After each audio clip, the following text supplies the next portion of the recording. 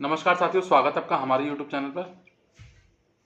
बहुत दिनों से जिस युद्ध का इंतजार हम लोग कर रहे थे, वो युद्ध शुरू हो गया और ये कहिए कि शुरू होते ही खत्म जैसी स्थिति आ गई। क्यों? अमेरिका और इजराइल ने मिलके जॉइंट ऑपरेशन करा ईरान के खिलाफ और पहले ही दिन ईरान के जो सुप्रीम लीडर हैं खामनेई, अमरुल्लाह अली खामनेई, उनको मार गिराया। ठीक है।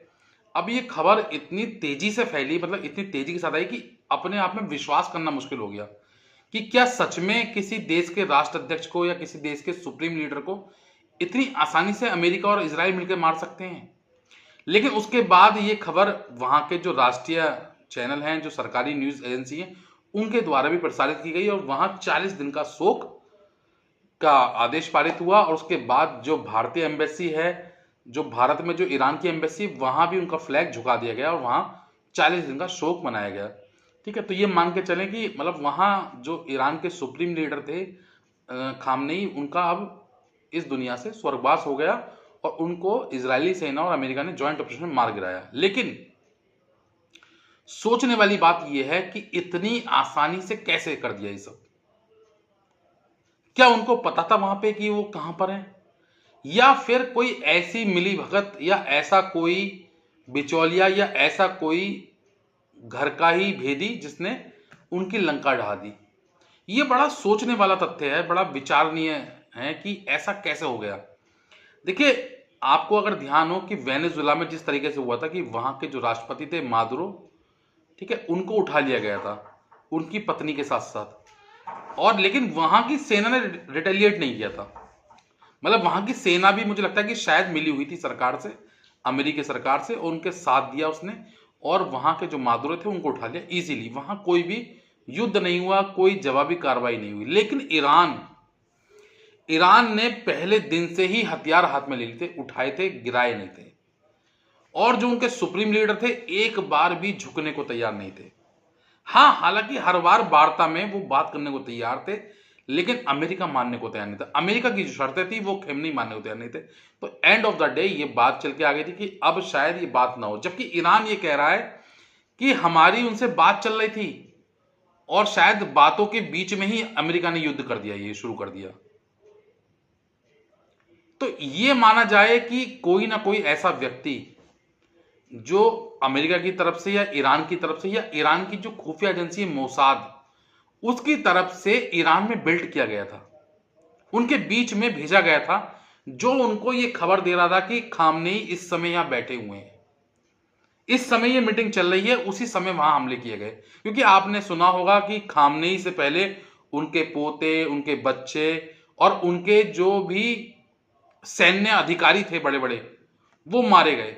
आईआरजीसी का कमांडर मारा गया, जो ईरानी रिवोल्यूशनरी गार्ड है उसके जो जो कमांडर हैं वो मारे गए, बड़े बड़े अधिकारी थे वो मारे गए। तो इसका मतलब यह है कि कोई ना कोई ऐसा व्यक्ति था जो उनकी खबरें बाहर लीक कर रहा था।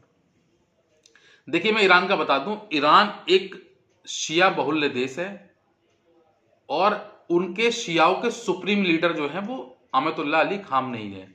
इसको आप ऐसा समझिए जैसे ईसाइयों के पॉप, भाई ईसाइयों के जो पॉप होते हैं उनको ईसाई लोग सब, क्रिश्चियन लोग उनकी बात मानते हैं, ऐसे ही शिया समुदाय के लिए ये खामनेई थे, तो जो उनको अपना सुप्रीम लीडर मानते थे। हालांकि वो राष्ट्रपति, लेकिन सब कुछ वही थे वहां पे।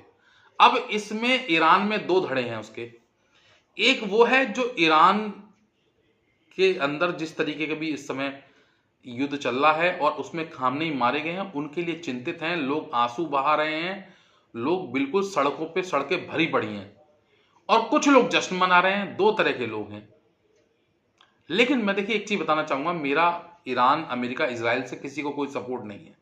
ठीक है, मैं ये कुछ नहीं मानता, मतलब मेरी नजर में सब गलत है ना। लेकिन मैं ये मानता हूं कि किसी भी देश का जो हमारा सुप्रीम लीडर है, राष्ट्रीय अध्यक्ष है, मान लीजिए इस समय हमारे देश के जो प्रधानमंत्री सर्वोच्च हैं वो नरेंद्र मोदी जी हैं, तो अगर हम इस देश में रहते हैं और इस देश का खाते हैं, तो हमें सरकार को सपोर्ट करना चाहिए अगेंस्ट टू विदेशी ताकत।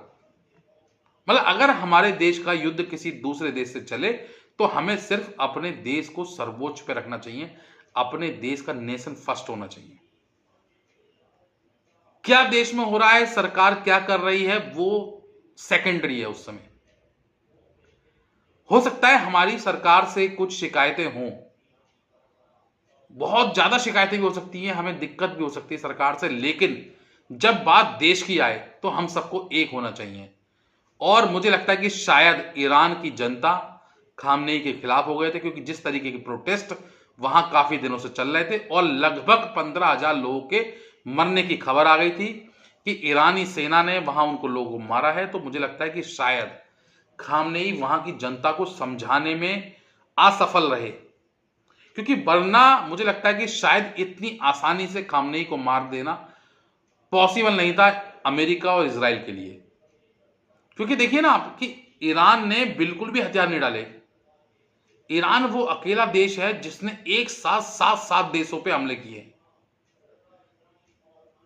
ईरान ने सऊदी को भी पेल दिया, यूएई को भी, कतर को भी, ओमान को, मिडिल ईस्ट के सात देशों को, इजराइल को सोचिए, मतलब एक साथ हमले कर रहा है। और उनका सुप्रीम लीडर मरने के बाद भी अभी भी खबर आ रही है कि स्टेट ऑफ हार्मोज का रास्ता उन्होंने बंद कर दिया, वहां पे जो ऑयल टैंकर था उस पर हमला कर दिया है।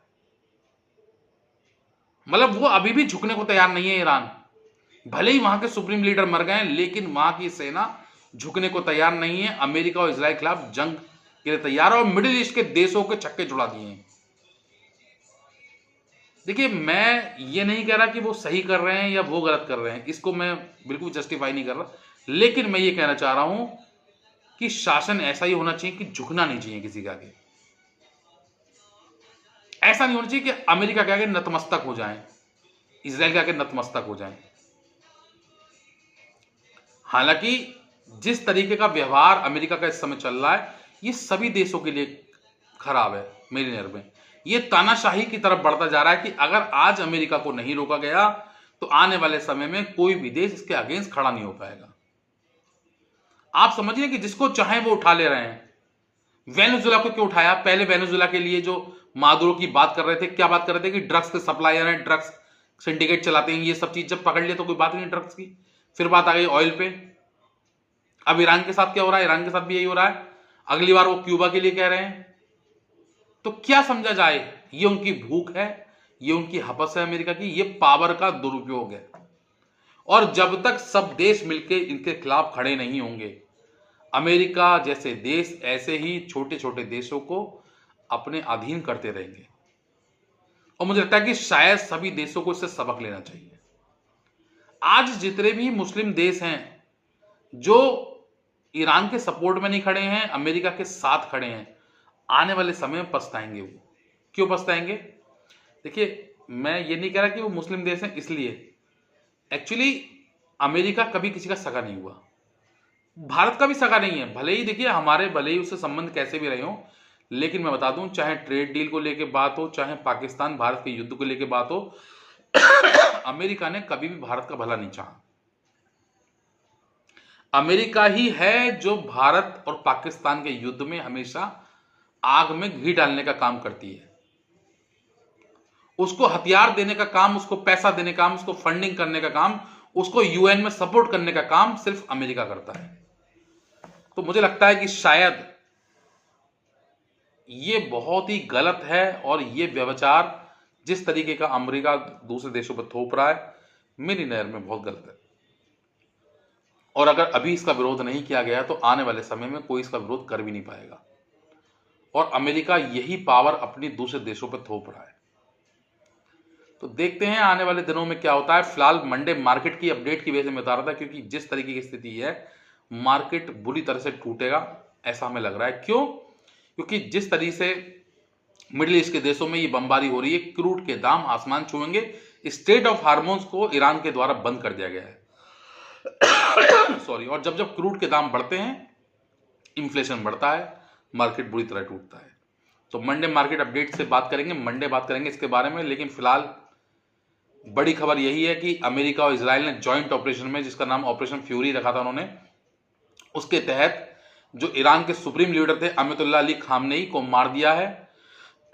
अब आगे देखते हैं कि आगे क्या होता है। फिलहाल ईरान ने भी रिटेलिएट करते हुए मिडिल ईस्ट के देशों को बुरी तरह पेल दिया है।